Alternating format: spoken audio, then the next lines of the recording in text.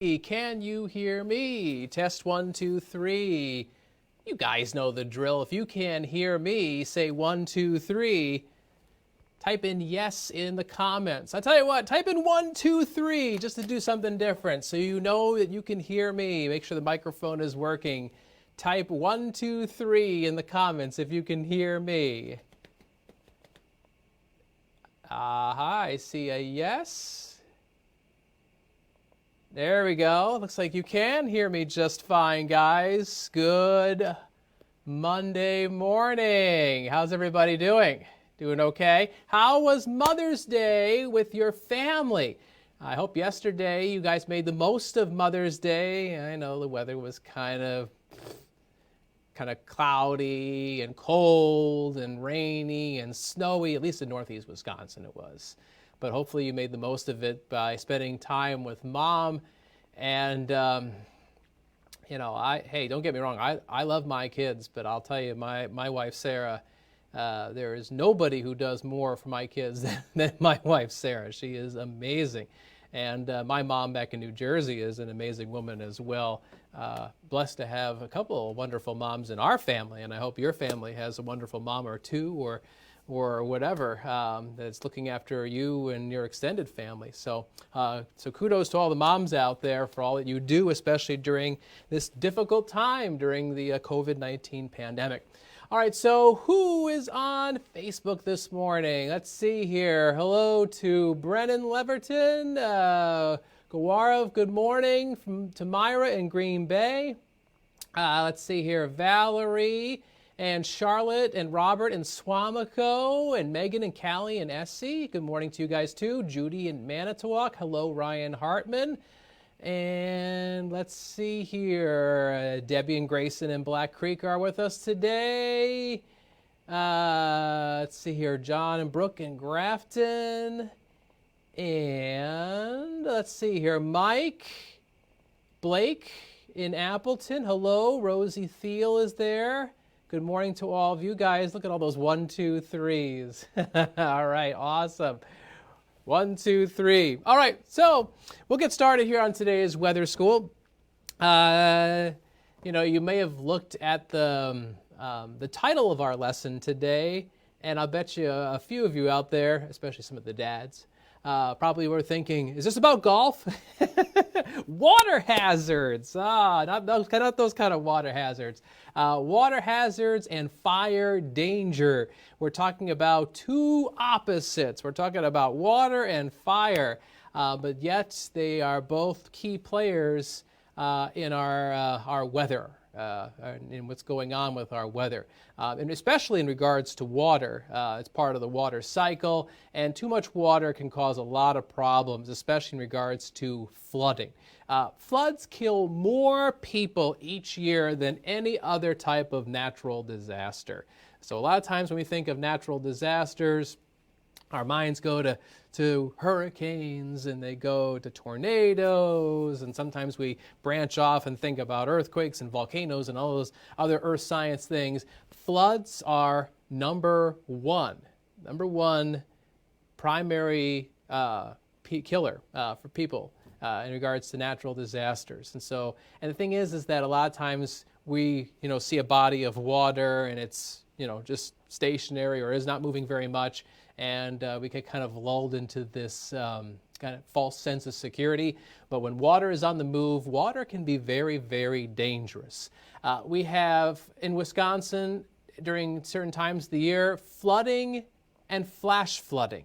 Flooding is usually a longer term event. A lot of times we're getting too much rain, the rain hits the ground, and the water runs off. In other words, it gets either absorbed by the soil or it runs down into a lower lying area because of gravity. The water tends to go into low-lying spots. We tend to get rising water in low-lying areas, especially along creeks and streams and rivers.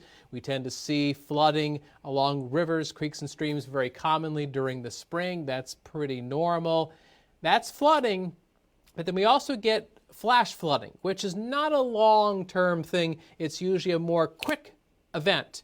and it can be caused by too much rain all in one spot, perhaps by a heavy thunderstorm, for example, especially in urban areas where if you get some heavy rain and the sewer system isn't able to drain all that water, then all of a sudden it backs up into low-lying areas, especially on busy streets, and all of a sudden that can be a really serious situation. Either way, shouldn't be driving through floods or flash flooding. It can be very, very dangerous.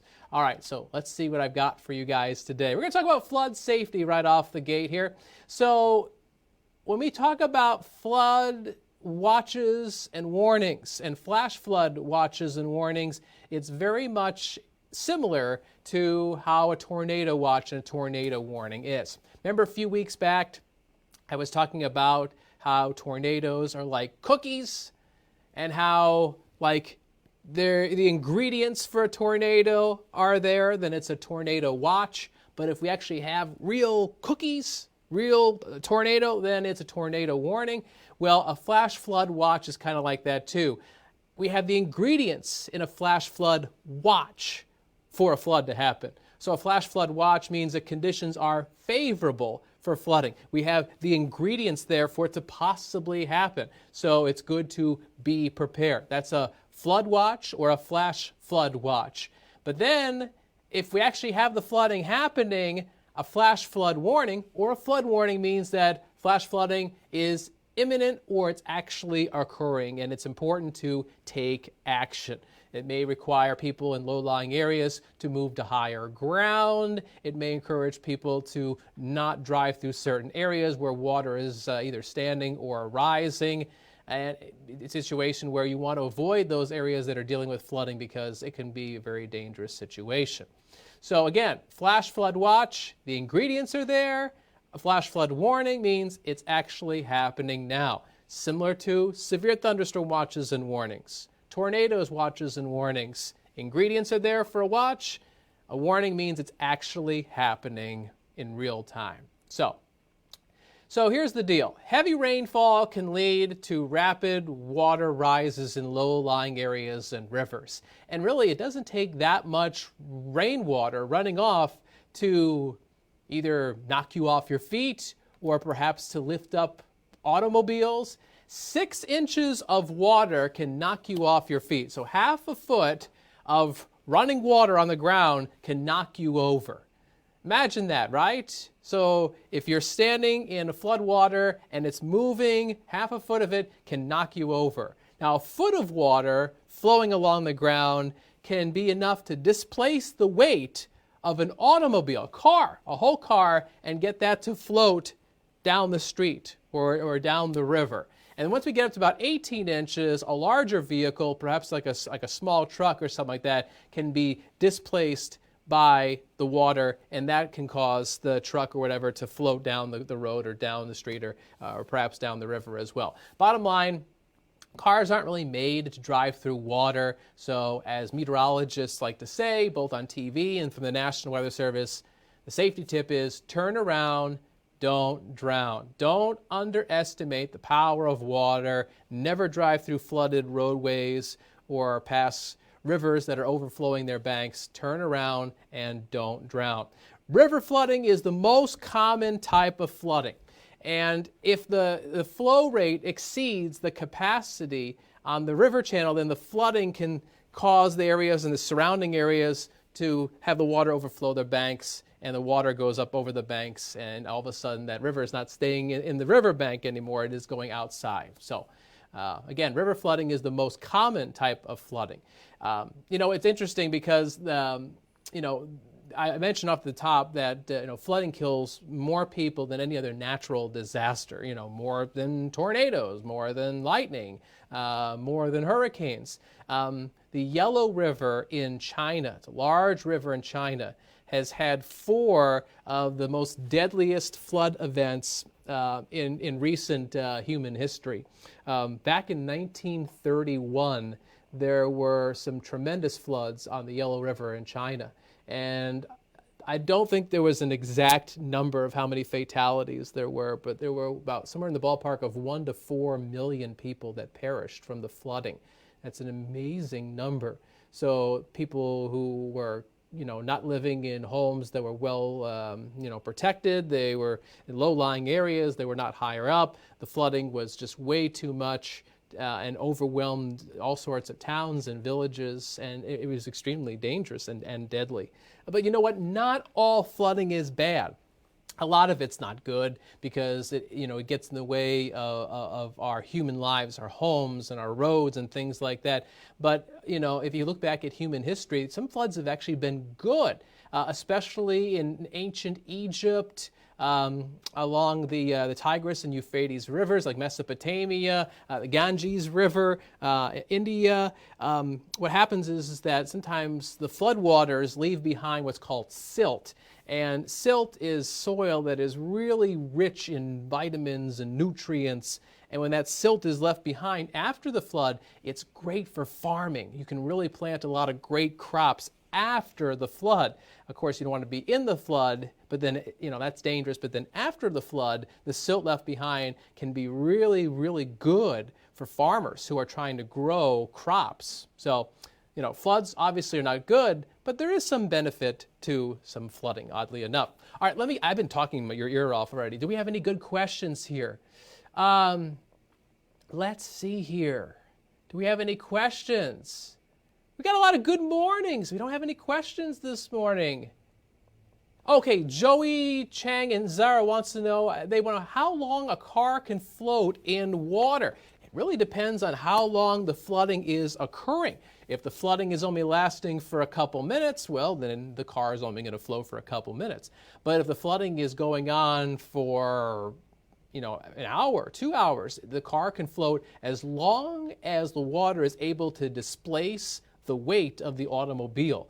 So how long the car can float is very dependent on how long the flooding is going on. Or if the car is floating down the flooded area and perhaps it collides with something which causes it to not float anymore. Like, for example, say the car is floating down the river or down the road and all of a sudden it hits a bridge. Well, then maybe the car will get stuck or maybe it'll sink. So that could also determine how long a car could float. But as long as the water is high enough to displace the weight, it can float for quite a long time. It depends on how long that flooding is going. Jessica Gallenberger Nedlow, I hope I'm saying your name right, Jessica. What places are most vulnerable to floods? Areas that are low-lying areas, areas that have bodies of water, like, for example, like near rivers and lakes, coastal areas, especially coastal areas that are low-lying. Like one of the most flood-prone areas in the whole world is a country in Asia called Bangladesh. They often get these terrible cyclones that hit. And actually, we'll be talking about storm surge coming up in just a little bit. But it's right along the coast, and it's a very low-lying area. And so when the water comes on shore, the flooding that they have there is often catastrophic. And they don't have a very well-developed urban society there. So, they have a lot of homes that may not be built quite as well as some of the homes that are built, here in the United States. And so, unfortunately, these people, and it's a very large population too, they're often in a situation where they don't really have any place to go to seek shelter. They're in a low-lying spot. They're near a body of water, and then all of a sudden you get too much water and the flooding becomes extremely dangerous. So, Tammy Macy wants to know, can floods break dams? That can happen if the flooding is really, really bad. There have been situations of that in the past. I would say it's less common now just because dams are built better now than they were decades ago. But if you have enough water and enough force against that dam, yeah, dams can break if you're getting too much flood water. It's a possibility. All right, let's move on to the next part. And thanks for the questions, guys. Those are great.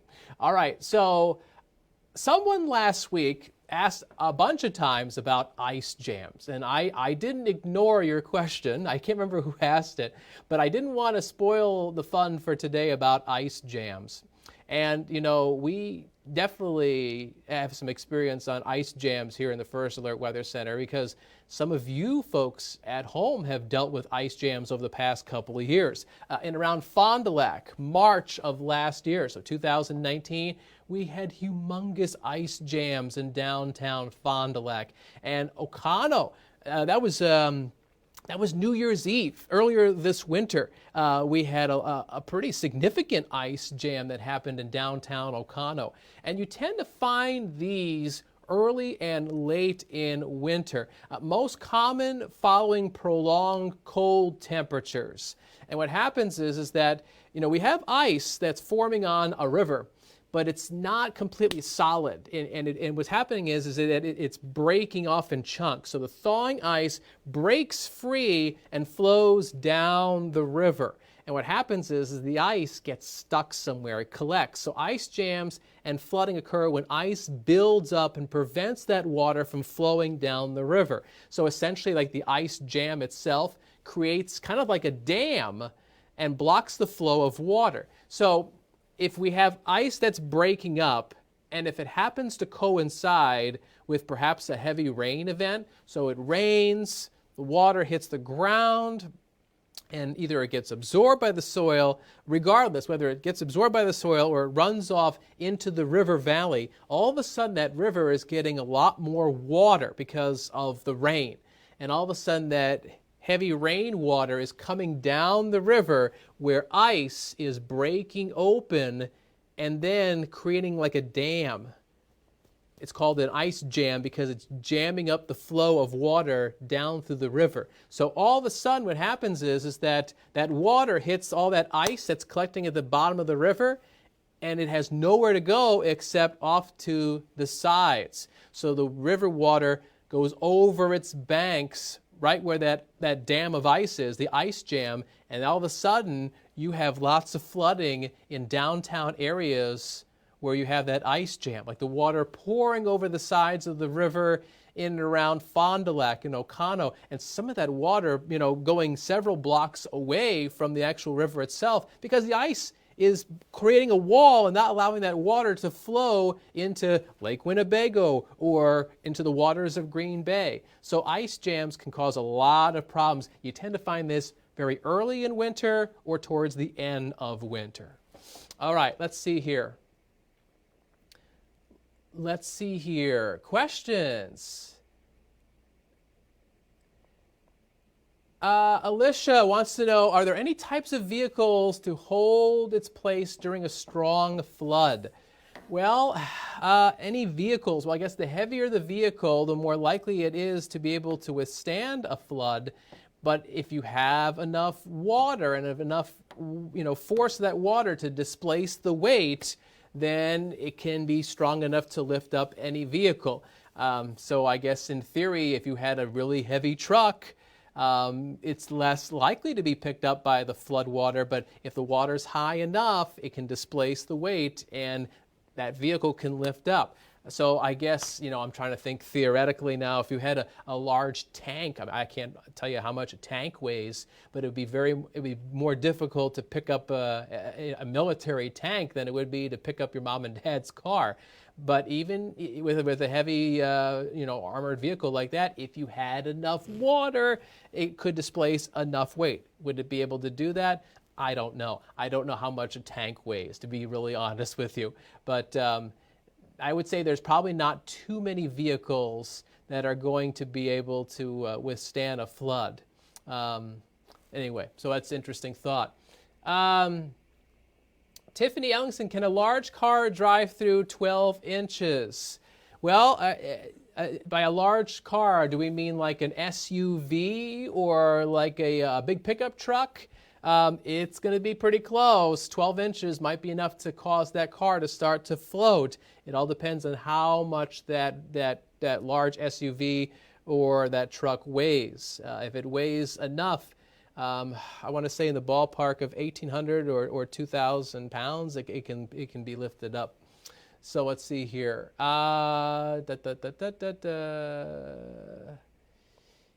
Let's see here. Brittany Brunner, can the water go over an ice jam?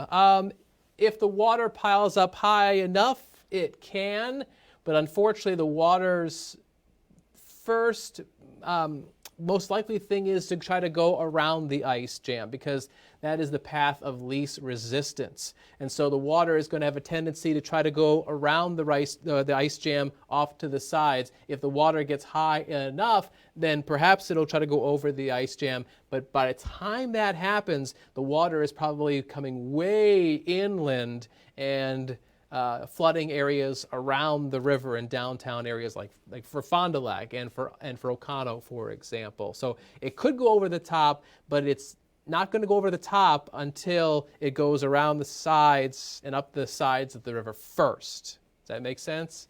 I hope I'm explaining that okay. Okay, let's move on from ice jams.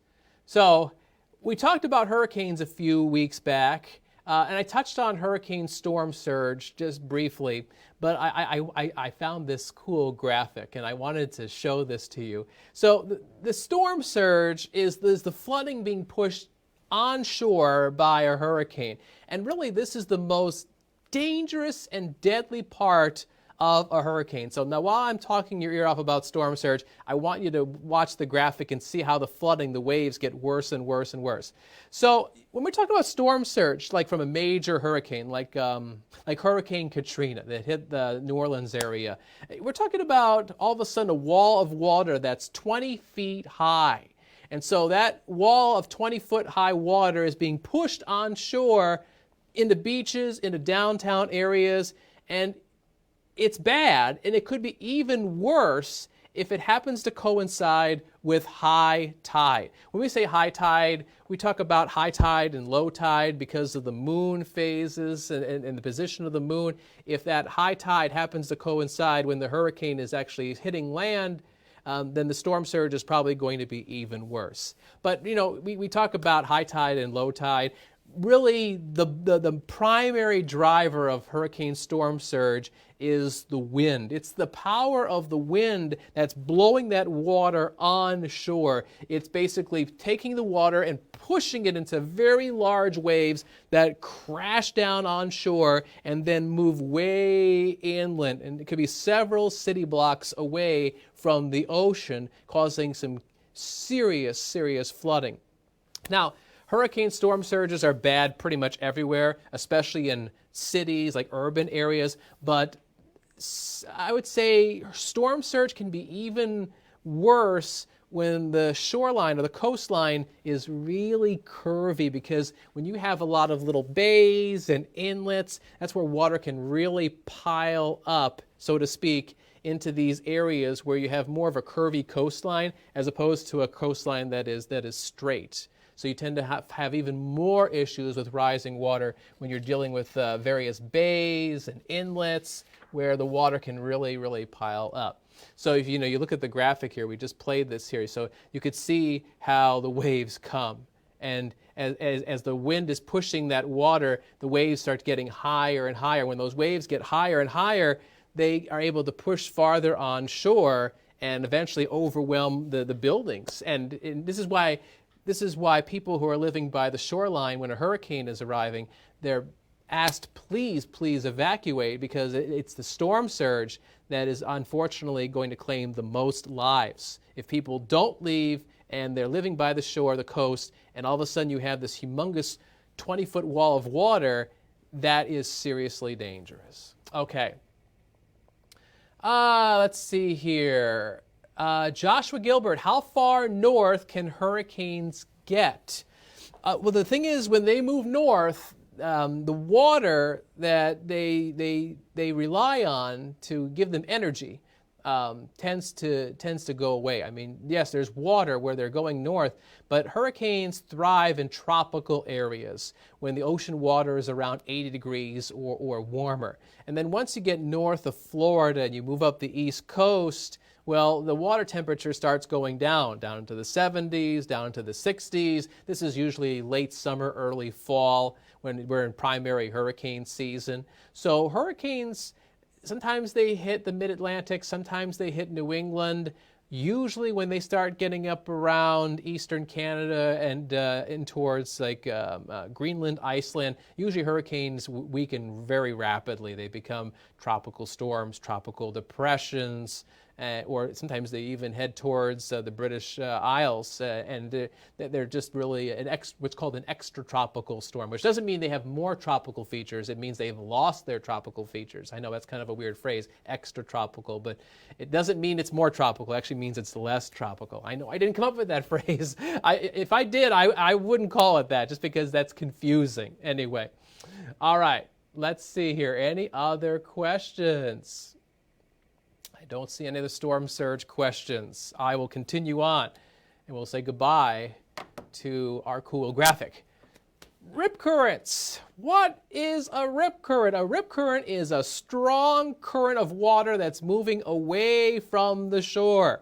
So, if you go to an ocean and you are playing in the water, say, I'm going to move my chair out of the way. Say I'm in the water and I'm playing, and all of a sudden a rip current begins to move me. All of a sudden, whoa, I'm being pulled away from the shore. I'm being pulled away from the beach, which is kind of a scary thing. If you're caught in one of these, all of a sudden that water is pulling you away from the beach at about 1 to 2 feet per second.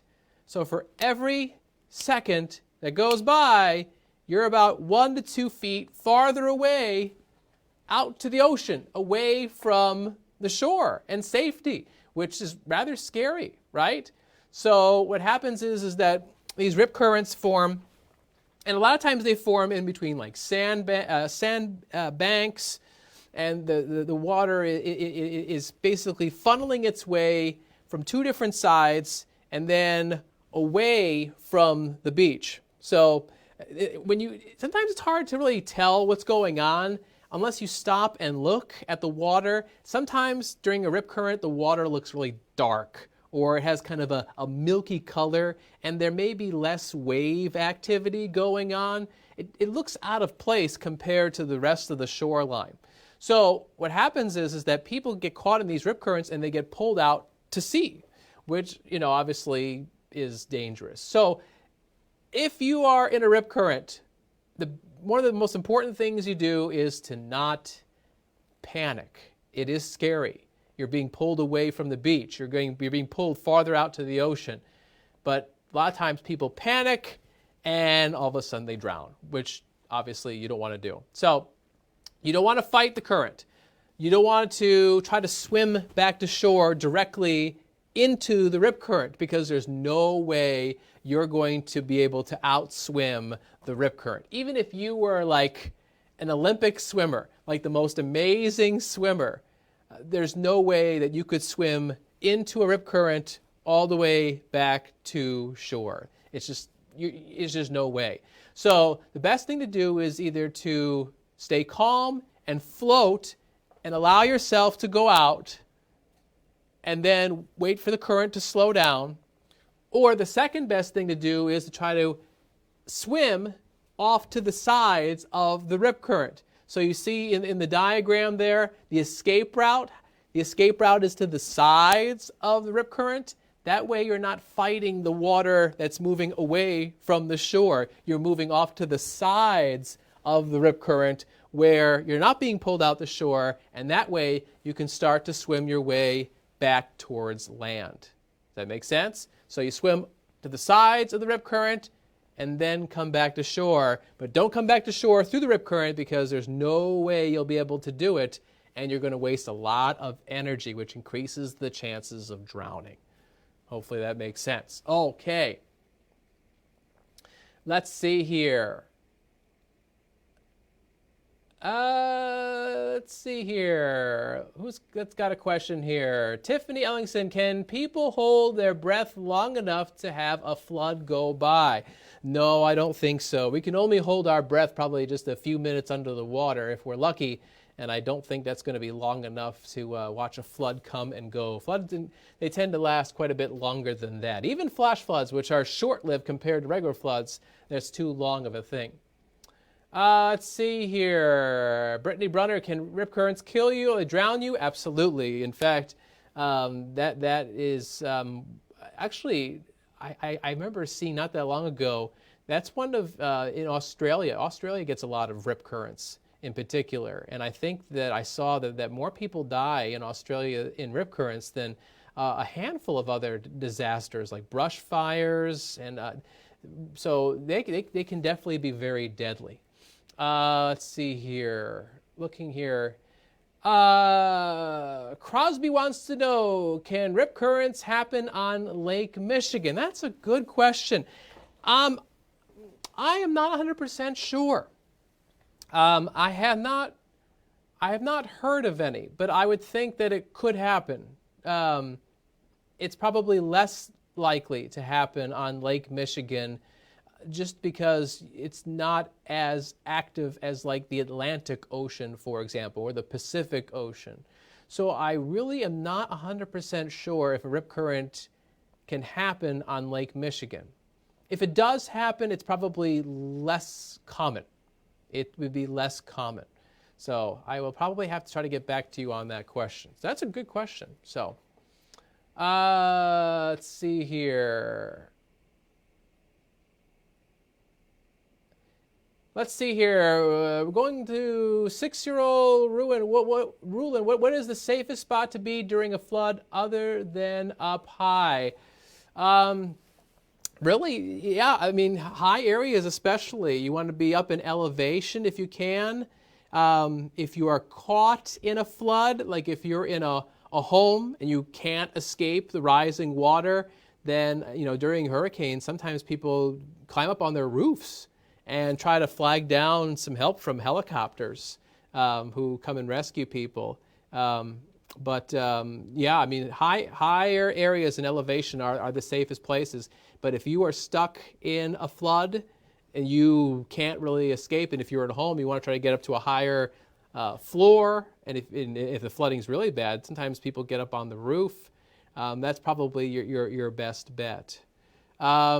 If you are caught in flood waters, like for example, like if you are in a car, I've heard of some people who have been caught in a car and the car is being displaced. And I actually remember years ago there was a large flood in Kansas when I used to do weather out there, and there were some people who grabbed a jacket in their car, and they got like a pocket of air in their jacket, and they went out the window in this pocket of air holding their jacket, and they were able to kind of stay above the water line. I mean, this is obviously like a last-ditch effort, like last resort. But they held on to their jacket with a pocket of air underneath it and were able to stay above the water line until they were able to get to a safer place where they could get out of the water. So last resort. Hopefully that never ever happens to anybody.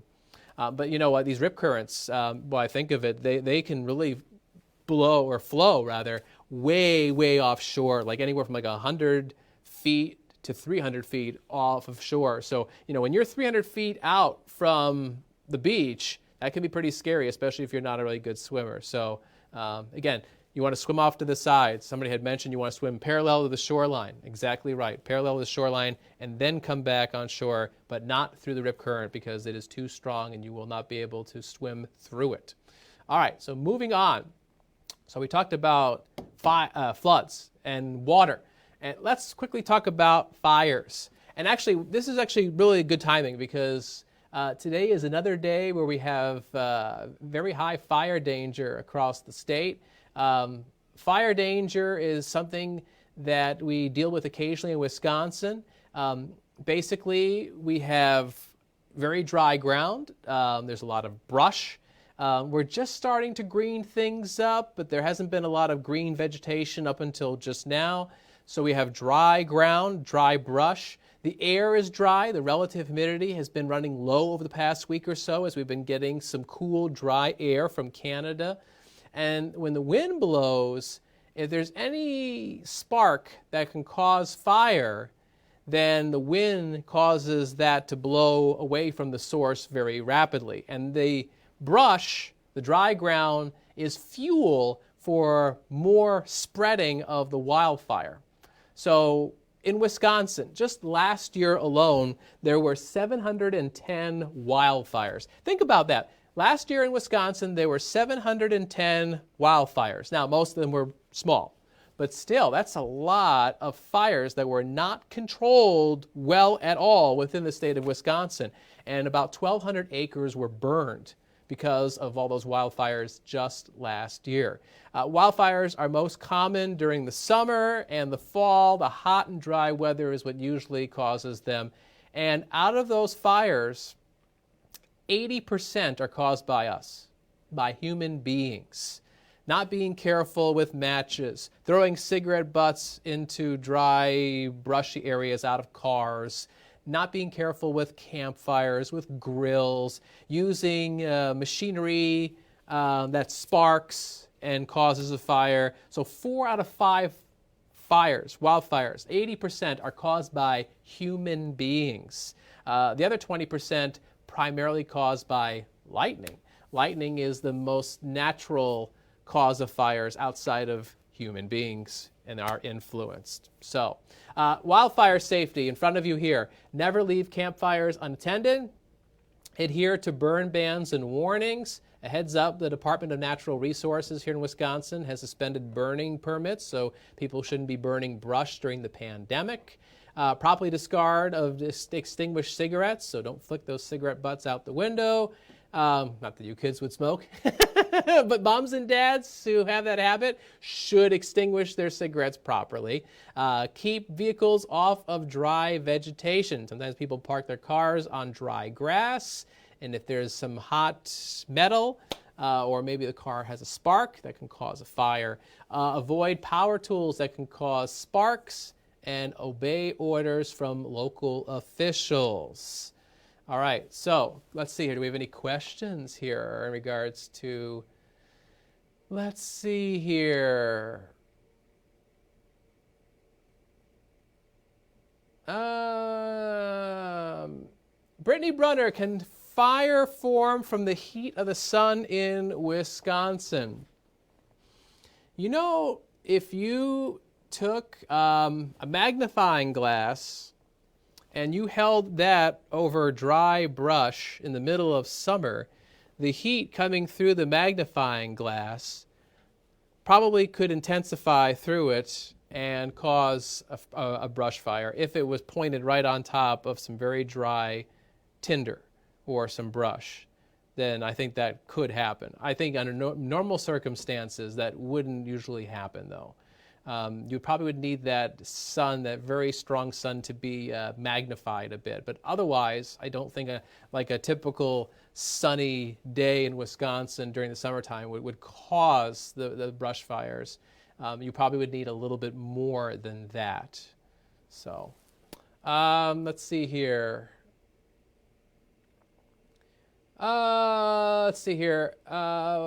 Joey Chang mentions they are most common in Africa, but because there are so many dry things and savannas in Africa. I'm pretty sure that's right. Yeah, Africa gets a lot of wildfires. They happen there. The western United States gets a lot of wildfires. The Canadian Rockies gets a fair amount of wildfires as well. And actually, we've had smoke over the past couple of years during the summertime float across the Canadian border, across Lake Superior into northeast Wisconsin from wildfires that have happened out in the Canadian Rockies. In fact, what I'm going to do here is I'm going to show you one area that gets a lot of wildfires. That's out in California. And they're very often created by what's called Santa Ana winds. What happens is we have high pressure over top of the Rockies, and the clockwise flow of air coming around high pressure blows over the Sierra Nevada mountains in California. So these strong winds flow over the mountains and over very dry land. This area of California doesn't get a lot of rainfall. And so you got dry ground, you got dry air, you got strong winds that are flowing in from the east and actually heading towards the coast. And it sets the situation where if there's a spark somewhere and it causes a fire, that fire spreads very, very rapidly. The fire growth can be explosive from the Santa Ana winds. And part of the reason why it's really dangerous there is because when the winds come up over the Sierra Nevada mountains, there's downsloping going on. So here's the situation. You have the winds coming in out of the east, up over the mountains. And originally that air coming over the mountains is relatively cool.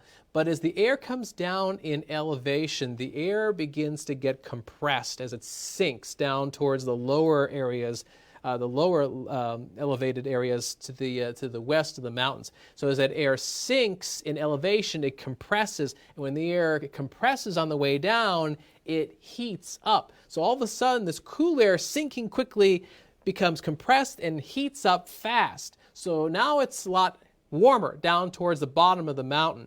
And you've got strong wind, and that air also dries out because it didn't gain any moisture. If anything, it just became, the relative humidity dropped because the dew point stayed the same, but the temperature went up. So as the temperature went up from the air sinking and the amount of moisture in the atmosphere stayed the same, the relative humidity all of a sudden became a lot lower. The air became a lot drier, a lot hotter, and those strong winds plus the dry air and the warmer temperatures is the perfect breeding ground for these dangerous fires that happen out in California.